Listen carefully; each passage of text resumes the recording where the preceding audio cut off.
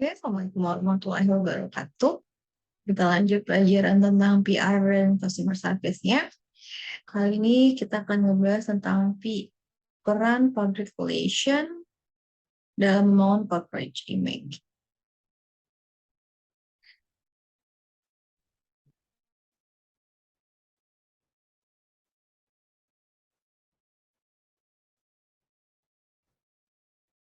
Nah, kita masuk dulu ke apa sih itu corporate. Sebelum kita masuk ke corporate image, kita kenal dulu karena kita sudah belajar tentang public relation, kita belajar tentang corporate image. Tapi sebelum itu kita akan masuk ke dalam corporate communication. Apa sih corporate communication? Corporate communication itu adalah strategi yang dibangun oleh perusahaan untuk terhubung dengan pihak secara luas, baik internal maupun eksternal dari perusahaan. Aspek yang dimaksud di sini adalah komunikasi. Aspek yang cakup dalam sini adalah konsumen, pegawai, media, masyarakat sekitar, stakeholder, dan aspek lainnya. Nah, perusahaan ini wajib menjalin komunikasi untuk membangun citra dengan baik pada lingkup internal dan eksternal di perusahaan. Apa itu citra? Mungkin akan saya jelaskan selanjutnya di pertemuan selanjutnya. Nah, tujuan dari corporate communication ini apa sih? Nah, yang pertama membangun awareness, kesadaran akan brand atau akan image dari rumah sakit itu sendiri. Nah, karena kita di administrasi rumah sakit, lebih ke aplikasinya ke rumah sakit ya. Yang kedua, profit oriented, ya, berorientasi terhadap keuntungan bagi perusahaan, bagi rumah sakit, bagi corporation. Yang ketiga, langkah untuk mencapai goals dari perusahaan. Lalu apa sih perbedaan antara corporate communication dengan public relation? Nah, kalau corporate communication itu kalau kita lihat dari 3 aspek ya, dari media, definisi, sama target komunikasi. Kita lihat dari media dulu. Kalau corporate communication, medianya tidak menggunakan pihak lain, ya, menggunakan email, terus iklan, video ilustrasi, ini dikeluarkan oleh perusahaan itu sendiri. Dalam hal ini rumah sakit. Kalau dari public relation, mereka lebih sering menggunakan pihak lain dalam melakukan komunikasi. Tapi bisa jadi orang dalam dari rumah sakit itu sendiri ya. Lalu ini berdasarkan definisi. Kalau corporate communication mengacu kepada kegiatan yang membangun komunikasi dan citra baik perusahaan kepada masyarakat dan internal perusahaan itu sendiri. Kalau public relation, hal yang mengacu pada rangkaian komunikasi yang bertujuan untuk membentuk persepsi dan opini individu atau kelompok terhadap perusahaan. Ya, beda. Nah, kalau yang satu membangun komunikasi dan citra yang baik kepada baik perusahaan pada masyarakat yang internal perusahaan. Kalau yang satu mengacu pada rangkaian komunikasi yang tujuannya membentuk persepsi. Ya. Kalau corporate communication, target komunikasi adalah pemimpin, stakeholder, investor, sponsor. Kalau public relation, targetnya adalah pemerintah, eksternal, media. Sampai di sini jelas ya, perbedaan corporate communication sama public relation.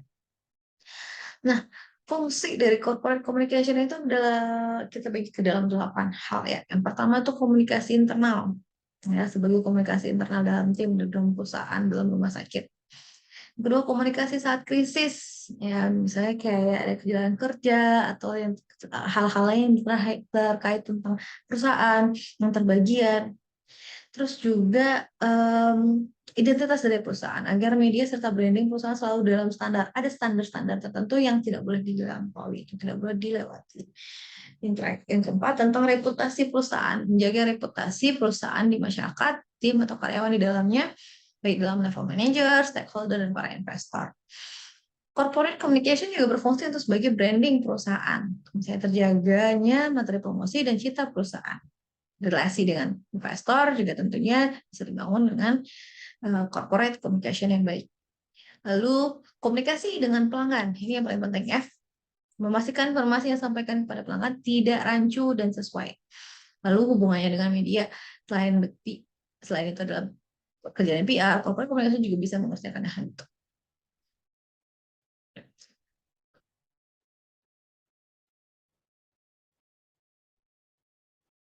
Nah, kita kenal dengan citra perusahaan. Citra perusahaan. Kalau ada citra perusahaan itu apa sih? Nah, Citra perusahaan kita lebih kenal dengan identitas perusahaan kita lebih kenal dengan nama citra perusahaan. Itu persepsi masyarakat terhadap jati diri perusahaan. Citra masyarakat terhadap jati diri di rumah sakit. Misalnya kayak rumah sakit Islam A, yang menjadi citranya adalah rumah sakit Islamnya, pakaian karyawannya, terus nilai-nilai Islami yang ditonjolkan di rumah sakit itu harus ditonjolkan, itu harus ditampilkan di rumah sakit ketika dia membawa nama rumah sakit Islam. Nah, kalau misalnya rumah sakit ibu dan anak, nah di mana yang tonjolkan di sana adalah berarti kebanyakan di sana adalah dokter anak, dokter kandungan, dan juga para bidan. Nah, yang siap menolong persalinan ataupun masalah-masalah berputaran dengan anak, ibu dan anak. Nah, elemen dalam identitas dari perusahaan ini saya contohkan Universitas Baitur Rahmah, di mana kalian bisa lihat dalam logonya sendiri itu ada dalam memberikan identitasnya, kalian lihat itu sama, pada datanya sama dengan menggunakan nama yang sama, yaitu lambang Yayasan Baitur Rahmah pemiliknya. Lalu memberikan antara satu fakultas dengan yang lainnya hanya warna dalam logo, tapi pada dasarnya bentukan logonya sama, dengan bentukan bulat, dengan ada nama Universitas Baitur Rahmahnya, lalu ada nama fakultasnya, di bawahnya ada Universitas Baitur Rahmahnya, lalu dengan lambang yang tepatnya di tengah, di sampingnya dengan warna kuning. Nah, dari masing-masingnya ada dilingkari dengan nama fakultas masing-masing. Harus ada ketentuan-ketentuan warna. Nama organisasi, seperti kalian lihat, nama organisasinya, bentuk logonya harus sama, bentuk hurufnya juga ditentukan. Lihat bentuk hurufnya pada dasarnya sama, dan jenis warna. Warnanya juga harus ditentukan. Kalian lihat pada backgroundnya semuanya berlatar belakang warna kuning. Dengan citra perusahaan yaitu perasaan gambaran diri publik terhadap perusahaan, organisasi atau lembaga. Nah, citra perusahaan itu identik dengan kesan yang sengaja diciptakan oleh si pemberi gambaran atau image, ya, oleh perusahaan itu sendiri, oleh objek itu sendiri, orang itu sendiri, ataupun organisasi itu sendiri. Persepsi yang muncul didasari atas apa yang mereka ketahui atau yang mereka kira tentang perusahaan yang bersangkutan, ya. Itu dari penjelasan saya tadi jelas bahwa itu citra perusahaan itu terbentuk dari persepsi seseorang terhadap image perusahaan, identitas dari perusahaan itu sendiri. Manfaat dari citra apa sih? Yang pertama untuk daya saing, ya, daya saing jangka panjang dan menengah yang baik, ya, manfaat citra. Dan bentuk citra kita meletakkan nama, lalu habis itu kita menjadi daya saing, ya, untuk yang lainnya. Menjadi perisai selama krisis. Citra itu bisa menjadi perisai dan krisis. Contohnya gini, misalnya dalam rumah sakit umum, misal rumah sakit umum Harapan Bunda, ya, menjadi perisai di masa krisis. Misalnya gimana ketika pandemi, dengan ada bentuknya citra bahwa rumah sakit itu adalah rumah sakit yang mau menerima siapapun tanpa ada penolakan ketika berobat. Jadi menjadi perisai ketika terjadi misalnya pandemi COVID, ketika orang datang untuk ke rumah sakit itu dan minta pelayanan. Nah, dengan perisai yang ada berarti dengan citra yang ada berarti rumah sakit itu tidak boleh menolak siapapun yang mau berobat.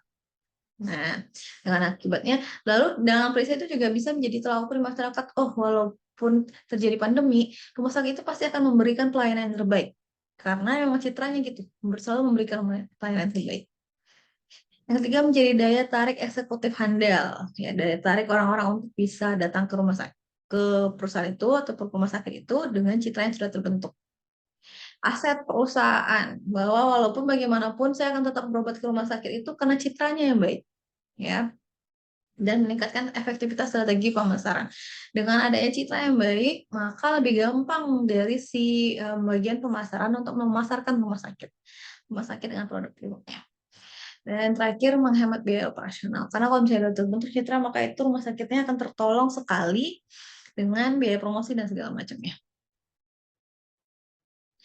Lalu kita selain citra, kita akan kenal yang namanya reputasi perusahaan. Apa sih reputasi perusahaan? Reputasi perusahaan itu berkaitan dengan rekam jejak atau track record dari perusahaan itu sendiri.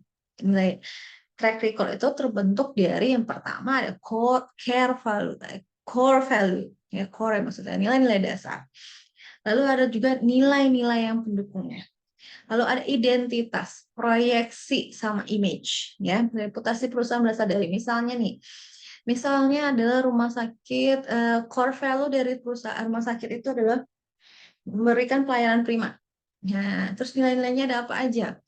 Kesetiaan, loyalitas kepada pelanggan, lalu habis itu habis itu ketepatan waktu dokternya, mengutamakan pelanggan, keselamatan pelanggan pada utama, itu salah satu dari nilai-nilai yang membangun dari si core value, yaitu memberikan pelayanan ekstra atau memberikan service kepada pelanggan. Identitas. Nah, identitas itu bisa dilihat dari penampilan dari karyawannya, dari SDM yang dimiliki, SDM yang tentunya harus dipastikan dulu dengan baik, adalah SDM yang handal. Identitas juga bisa ditampilkan dengan seragam, dengan lagi ya, dengan keidentikan dari sebuah dari se dari perusahaan itu sendiri gitu.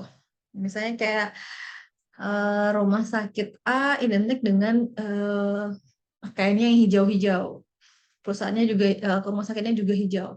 Lingkungan rumah sakitnya juga serba hijau misalnya dicat dengan hiasan-hiasan serba hijau. Nah, itu bisa jadi identitas. Proyeksi atau projection ya, dari sudah terbentuknya citra maka tergambar masa depannya seperti apa ya. Key point dalam reputasi itu bisa yang pertama, reputasi itu penting, terus reputasi bisa dikelola, reputasi harus bisa diukur ya. Cara mengukurnya gimana? Dengan kepuasan pelanggan, terus dengan maunya atau tidaknya loyalitas pelanggan, itu maunya pelanggan balik lagi atau tidak. Nah, reputasi perusahaan itu dibentuk dari kredibilitas, reliabilitas, responsibility, trustworthiness.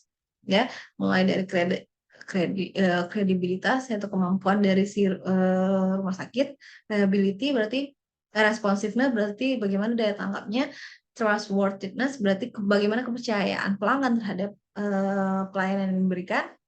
Nah, itu yang membentuk dari reputasi perusahaan. Dampak dari reputasi apa sih?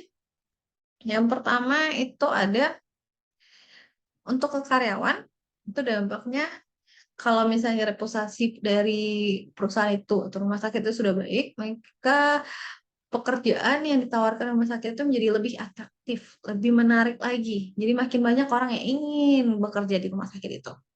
Untuk yang customer, encourage repeat purchase. Jadi balik keinginan dari si pasien untuk balik lagi dirawat di rumah sakit itu ya, dengan mengenal reputasinya, oh dia rumah sakit Islam, jadi misalnya ketika saya di sana saya merasa lebih rileks karena ada bacaan-bacaan Al-Quran. Terus perawatnya ramah yang lebih mengutamakan nilai-nilai keislaman. Nah, jadi pengen kalau aku sakit, ketika saya stres, saya tenang ketika berobat di rumah sakit itu karena itu. Yang ketiga, kepada investor, low capital cost. Untuk media dan jurnalis lebih lebih lebih memudahkan, maksudnya generate more favorable press coverage. Jadi memudahkan media ketika menyatur sesuatu tentang rumah sakit. Misalnya ini adalah rumah sakit ibu dan anak, di mana dia memberikan pelayanan-pelayanan terbaik dengan sudah ada reputasi bahwa ini mengutamakan pasien-pasien keselamatan pasien. Nah, media jadi lebih gampang untuk datang ke mempromosikan dari si rumah sakit. Yang kelima, untuk bagian financial analysis untuk affect content of coverage and recommendation ya. Kalau misalnya sudah memberikan reputasi yang baik, maka ketika rumah sakit ingin melakukan peminjaman untuk pembelian alat yang baru, dia para pemilik modal akan jauh lebih percaya karena memang reputasi dari rumah sakit itu lebih baik, jadi dia mampu untuk mengembalikan modal. Oke, saya rasa cukup. Belum. Oke. Ya, paradigma dari reputasi. Salah satu yang unik dari reputasi adalah bahwa kepentingan dan dalam paradigma reputasi adalah keputusan dan kepentingan pemegang saham harus dipertimbangkan. Ya, elemen utama dari reputasi dari yang kelima tadi aspek tadi harus saling terkait. Ya, tidak bisa dilepaskan. Reputasi berharga dan bernilai. Reputasi dapat dikelola, nah dapat diukur, dapat lebih mudah diciptakan daripada dihilangkan. Terus juga reputasi ini terbentuk berkaitan dengan antara interdisiplin, kerjasama, keuangan yang juga bagus dan juga keterkaitan dengan para pelanggan, pasien, terus juga dengan SDM-nya, karyawan. Ya, oke, itu saja. Jika ada pertanyaan, silakan tinggalkan di kolom komentar ya. Assalamualaikum warahmatullahi wabarakatuh.